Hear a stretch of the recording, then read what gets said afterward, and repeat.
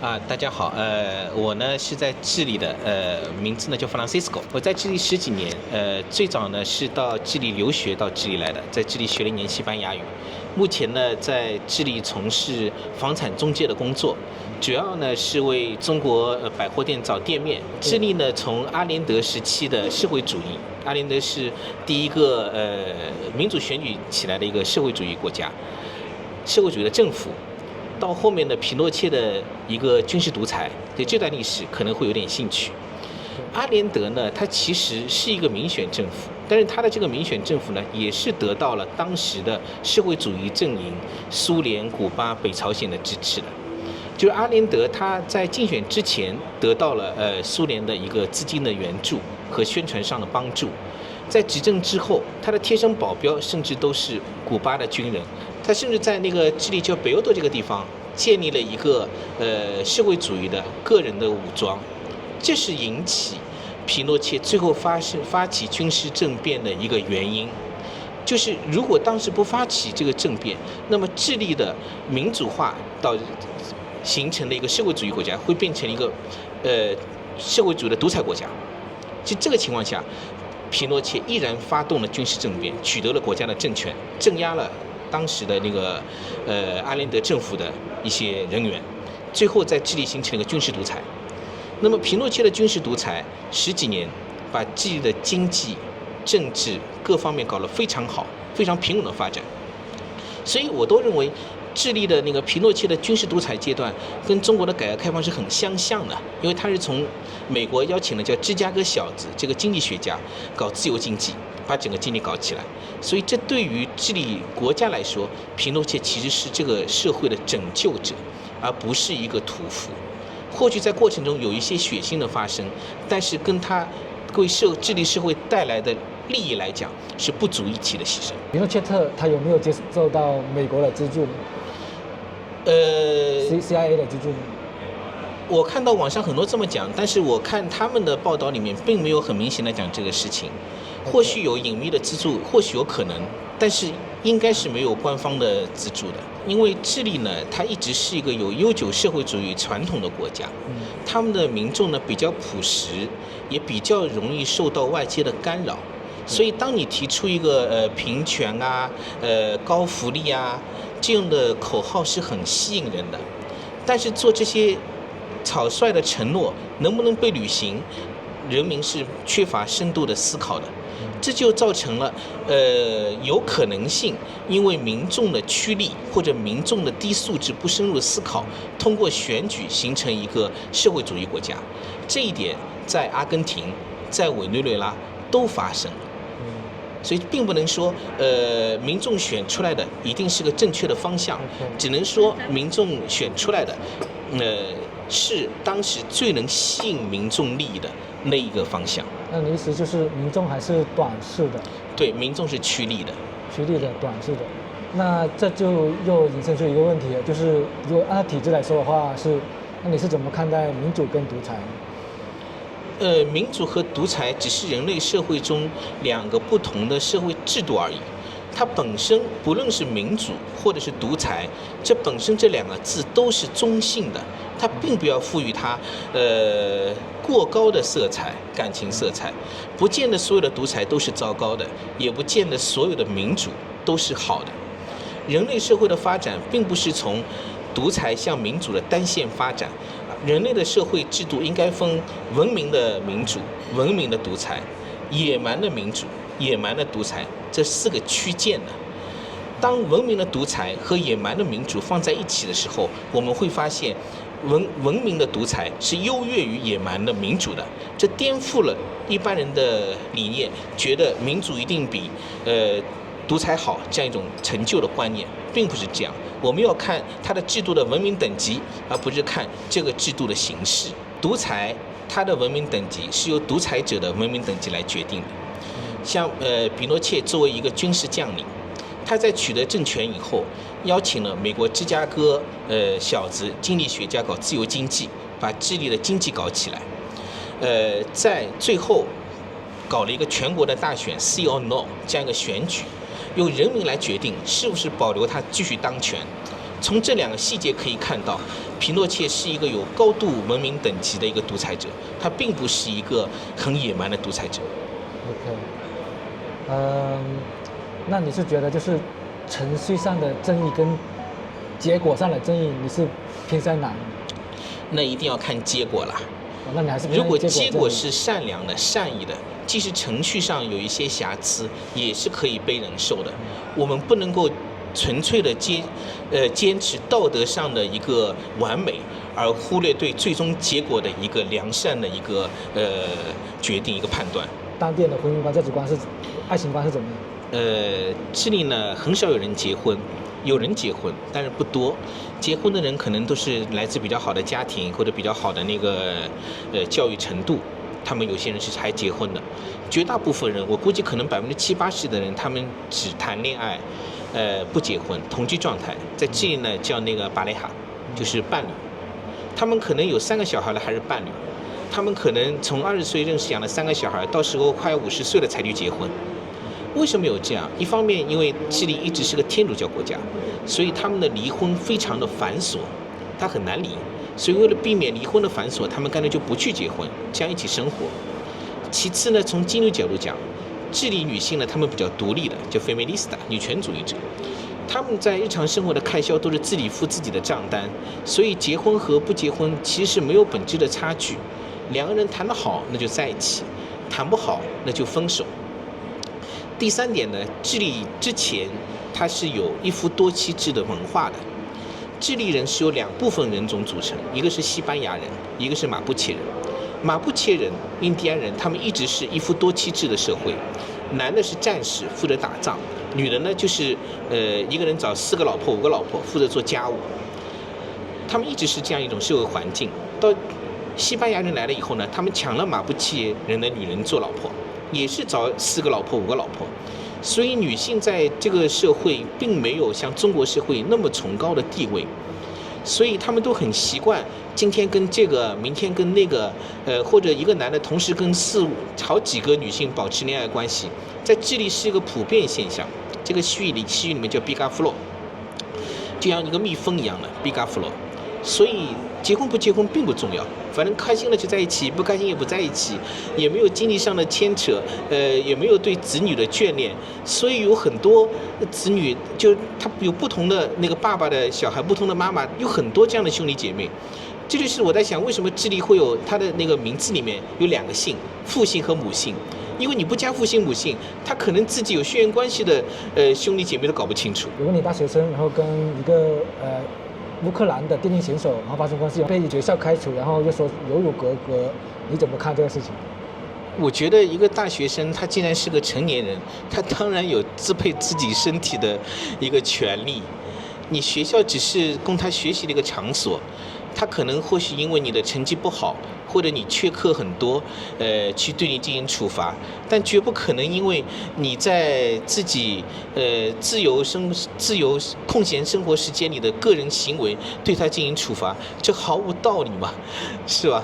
你又不是说卖身给这个学校，一定要怎么样，一定不能跟老外发生关系，不能跟外国人交往。这件事情我觉得更准确的来讲，就叫遇人不淑啊。他交往的一个对象，但那个对象不尊重女性，把私密的视频发到网上，这点是有问题的。但是这绝构不成对这个女性的第2次的打压。在国内现在有个主流的观点是觉得他是有辱国格，你怎么看？就是有辱国家，上升到国家层面了。那我觉得，如果有人觉得这是有辱国家的话，那请你去国外也勾引一个当地小姑娘来那个扬我国威嘛。是从欧美国家集装箱运过来的2手衣服，然后呢，它根据不同的品级把它清洗了以后在这里卖。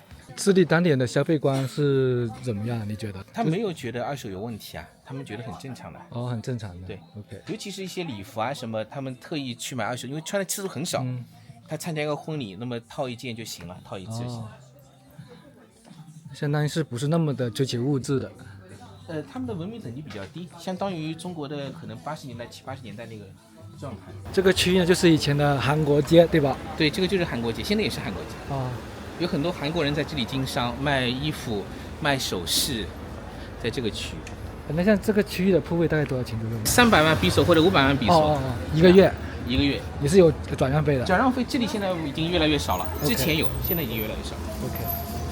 那你觉得像这里的生意怎么样？能做到收支平衡吗？这里现在生意不好，比批发区还差，所以应该蛮难的。智利这边的电商发展怎么样的？慢慢好起来了，还有个过程。OK。那相当于现在是属于国内的什么情况呢？国内在淘宝起来之前吧，现在很多他们通过那个 Mercado Libre 在卖，但是呢，一方面它的那个提成提得很高，一方面它的运输不是很好，所以网络销售在疫情阶段蓬勃发展一段时间以后，现在也一般。韩国人做的产品呢，品质稍微好一点，更时尚一点，货其实都是国内的货。这里的很多大房东都是阿拉伯人，基督教的，他不是那个穆斯林。OK。刚才就是跟那个房东谈了一下那个租房的条件啊，预付的方式、房租的金额、交房的条件，一些细节性的问题嘛。像那个店从找店到开始谈，大概花了多长时间？要看快慢的，一般大概2-3个星期吧。一个店看到了，然后交文件各方面。合同做一做签，估计2-3个星期也要。然后那个批发公司呢？这个铺位的位置在城市的南边。那这个是一个仓库来了吧？这么大？对，我们找的店就是这样，有停车位。价格方便透露吗？这个是差不多400万左右。多大呀？里面是600平，停车位很大。在这里当房产中介，会不会也会像国内一样担心被跳单什么的？我现在很少。以前也有过，现在因为人都熟悉了嘛，客人都熟悉了，一般乱七八糟客人我也不接触。一个月能成交几单？最多一个月可以成交5单，一般呢2-3单，不好的时候呢1-2单也有。生意不错啊。生意不错。那感谢上帝啊。他说他儿子在这里工作也不错啊。那这边的经济还不错啊，这么说。¿Cómo está la economía? La economía sí, es irregular. 他现在也正常了。他对在这边的中国移民有什么印象？¿Cómo piensa acá los chinos? ¿Cómo piensa chino? ¿Cómo pensamos de los chinos? Siempre para mí los chinitos son muy buena onda. 他说中国人都蛮好的，对印象蛮好，非常欢迎。Sí, son bienvenidos. Gracias. 这是做家具厂，我看很大，但是很多都是货柜车。是。那之后你想把这里做成什么？我想把这里做成那个，就是中国商店嘛。中国商店。哇，那是很大规模了。没有，也算是在智利来说算小的。不小，大老板了。一般来说是智利，他们现在都开2-3千平方，我这个只有600平方。就是小规模。Quando firmamos contrato, vamos a comenzar en una persona vivir acá, porque a ti lo vamos a entrar en la mercadería. 装修的时候有货，装修的时候地砖啊，有那些上面的梯板。¿Cuándo vamos a firmar el contrato? Antes posible, mañana. 恭喜2位啊！我们一直很成功的。是，很有信心。这家就是你的店？对，这个是我的店。然后这里是菲利亚，每个礼拜6有个菲利亚。就和庙会一样的集市，平时没有，只有礼拜6有。OK。店里什么都可以拍吧？你拍有什么关系？好了。这洪伟兄的百货店，还挺大的。这个大概有多少个平方？这里800平。800平。你还有个仓库啊？仓库后面还有，零售的为主，我们不做批发的，都是从圣地亚哥进的货。你对这个店是怎么管理的？我对这个店其实没什么管理，因为主要我都是用那个老外员工来管理的，我这里就负责进货、还款、发工资，这些事情是我干的。然后货进什么是我支配的，但是货到了以后怎么上货、怎么摆设，这个嘎哈客人那个怎么完成这个销售过程，嘎哈怎么做，全部都是老外员工的。开门关门其实也都是老外员工，也就是说钥匙你都交给他们了。对，我钥匙放给他们，而且他们是轮流的。这样。他们今天谁上班，那么就钥匙到谁手上。然后收钱呢？就都老外收啊。老外收。都老外收啊。那有没有遇到过一些？有啊，有抢劫什么有，不多，可能碰到过几次。没有，我是说就是手脚干不干净呢？这个我也不知道，说实话。那事实上应该没有，因为本来就是没多少现金，现在70%-80%都是刷卡，现金金额本来就不高。OK。你这边也有监控了，对。监控还挺多的。监控我那个坏掉了，我没去修。我们生日卖的比较好，生日的产品，就是因为他们老外比较重视那个仪式感嘛，小孩生日比较重视，整个系列气球啊，挂条啊，整个盘子啊、杯子这些搞起来，如果买的多的话，十几万人民币都，十几万比索都有，因为1000多人民币都有。一般的现在穷了嘛，买2个蜡烛，买2个气球，几千比索，就是几十块钱也有。我们智利的这些商业跟国内可能差个20-30年吧。国内已经没有这么落后的模式了。当然，我这个店也是比较老式的，因为现在新开的店装修各方面会更加好，货架也用得更加好。那我们这个普通的社区就这样应付一下就算了啊。那介不介意分享一下这边的铺租吗？我们这里房租店面房租是5个美元，5个美元就相当于3万5人民币。3.5万一个月，能做到收支平衡？收支平衡是可以，但是很多盈利是没有。我现在是6个员工。给了hace unas preguntas。对。就可以问一下他们，就是他们就中国老板跟就本地老板有什么区别？Quiero saber la diferencia entre un jefe, un dueño chino y dueño latino. ¿Qué diferencia hay? La diferencia entre los dos es que, bueno, ahorita que primera vez que yo trabajo con una persona china y por lo menos hacia el señor Francisco ha tenido como mucha comprensión con nosotros a pesar de todo. Es una persona que uno hay veces necesita cosas y él está como que ahí, pues, siempre nos apoya a pesar de todas esas cosas. 他说呢，这是他第一次和一个中国老板工作，第一次。那么我呢 ，Francisco 呢，总是给他们的工作提供很多的帮助啊，apoyo是帮助啊。Sí, de la misma manera, también es mi primera vez trabajando con personas chinas y pues nos sentimos mucho apoyo. Cuando nosotros queremos algo nos ayuda, es muy comprensivo también, nos ayuda a organizarnos, ¿sí? Buena experiencia. 他说是很好的经验呢，因为我们这里都是很透明的，都是很有信任感的，跟员工有很多的帮助，这样。跟本地的老板有什么区别吗？La diferencia entre un chino con otro latino, ¿qué diferencia hay? La diferencia.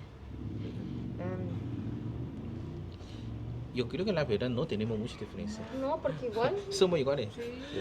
其实作为我来讲，我跟他们智利的那个其他的老板是没有多大区别的，因为我不是一个典型的中国老板，我跟他们的思维是一样的，所以没有太大区别。他们工作在我的店里和其他的店里是一样的。这样子没有什么区别。他们是会怎么看待加班文化？Usted cómo piensa quizás necesita trabajar hora extra? Necesita trabajar, porque hay muchos locales o muchas fábricas trabaja hora extra. Por ejemplo, no trabaja 7 horas media, trabaja 9 horas, 10 horas. ¿Usted cómo piensa la cultura hora extra? De las horas extra. O sea, aquí nosotros trabajamos lo justo. Sí. Lo justo. 我们在这里工作的是正好的，完全没有超加班的啊。Igual descansamos el tiempo justo. 所以我们的那个休息的时间也都是完全合法的，没有加班的时间。对，那他们愿不愿意加班？ Quizá, por ejemplo, quizá necesita trabajar hora extra. ¿Usted quiere o no quiere? Es que por lo menos hay veces si trabajamos horas extra, sería también bueno porque hay veces uno necesita y también es como un ingreso extra también. Sería un poquito más pero también tenemos familia. Y también hay veces queremos también pasar tiempo con nuestra familia también. 如果是需要工作加班时间呢，也蛮好，因为有时候他们也可以多赚点钱，也是一种需要。但是呢，他们也有家庭，他们也希望更多的时间跟家庭在一起。这样是这样。那现在的收入能不能覆盖他们的生活成本？Y por momento su sueldo, ingreso suficiente cobra todo tu gasto.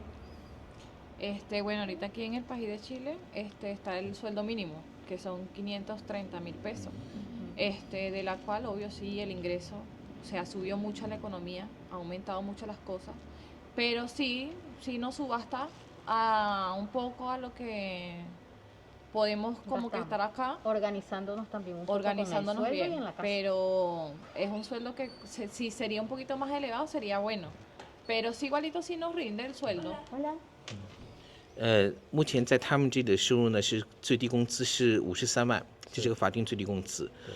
智利经济现在也是有很大的增长，它的那个食品啊也增加了很多的成本。但是目前呢还是能够维持他们的生活的。但是如果工资能够提高一点是最好的。那现在有没有就是盈余，把钱花在购物上面，有没有每个月花多少？购物上，对por ejemplo, usted cada mes gasta su plata, hace compra, ¿cuánto plata necesita hacer compra? 就不是必须的，就aparte su materia, Pero cuando uno quiere por ahí un paseo, bueno, es algo adicional que se saca unos 30.000 pesos. 就是对他来说呢，因为他也是外国的移民嘛，所以他也只有存钱的习惯，也没有花很多。如果有时候出去那个逛街啊什么的，可能拿个3万块钱来拥有。就一个月这样子。对，一个月3万块钱就相当于人民币的200多块钱嘛。其实他们也比较节约的。是OK。那他们的婚姻观、爱情观怎么样？Su pensamiento sobre casamiento. ¿Todavía usted casarse? ¿Cómo piensa el matrimonio?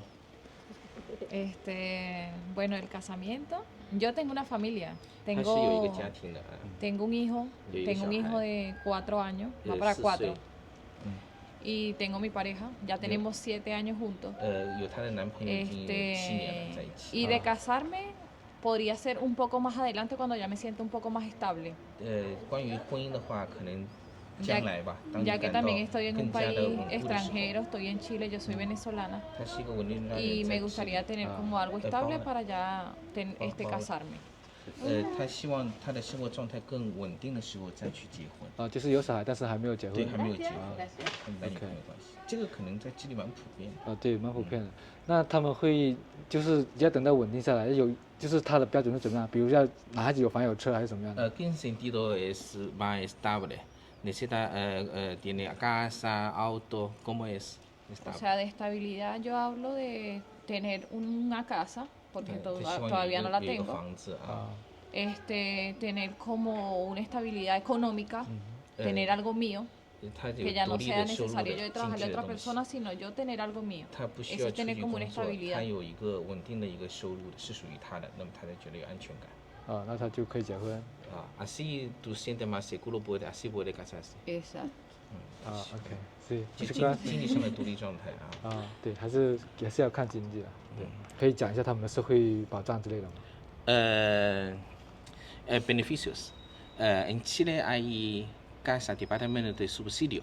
Sí, se podría averiguar, claro. Sí, se 他们目前呢是不能申请那个经济适用房，因为他们还没有智利人的身份证，他们是属于外国人身份，所以还不能申请。如果是本地人是可以申请。一般本地人呢，如果你是收入很低的，或者家庭不是特别富裕，收入比较低的，是可以享受那个经济适用房的一个补贴的政策。一般来说呢，你第一次买房可以享受到关于房价的30%左右。它这里呢也根据你的收入情况有不同的档次去分的。那么你一般可以拿到30%，如果你非常困难，可以拿到更多。你极端的困难，比如说你单亲妈妈完全没有收入，3个小孩，那你可以拿到这个只需要付几千2、3千人民币，政府就会给你一套房子。这是比较极端的情况，也会有。所以他们年轻人对买房这个问题并没有觉得压力那么大，因为政府给他30%的补贴也算是很不错了。然后像他们社会保障，比如医疗啊、教育啊。Pero usted también tiene beneficio de educación y salud, eso también tiene. Sí, por supuesto, con el contrato sí, nos ayuda mucho en lo que es salud. 对，这些呢，你只要有工作合同，就可以享受医疗和教育这方面的那个。sobre su hijo ahora tiene 4 años, en jardín gratis o necesita pagar? No, es gratis. Es gratis. Gratuito. Sí. La salud, el jardín. 他的小孩4岁嘛，他的那个去幼儿园是全免费的，然后他的那个健康医药费用也是全免的。全免费的。全免费。就算他们是外国人也是全免费的。对，都是全免费的。那福利还是很好。对，他只要有合同，可以交4金，就是可以全免费的。你还养了2只猫啊？是员工还是你的？对，这是我们的猫。招财猫啊，养得挺好了。因为我们这里卖方便面什么，有一个阶段老是有老鼠，我没法管理这个事情，所以我们养2只猫。哦，是很神奇的，这里把看到2只猫。对啊，对，那是谁照顾呢？是员工照顾？员工我什么都不管，所有都是员工。我们店长。也不算很严肃的店长吧，就有时候这个员工他表现比较好，那么我工资稍微给他多一点点，让他专门负责一下。但我每个人都平等的，我希望是做到每个人平等，因为这样我不会因为一个员工的缺少而导致一个经营的困难。我每个员工都可以独当一面，都可以做干哈，都可以收钱，都可以开门，随便哪个员工他不干了，我都能维持得很正常。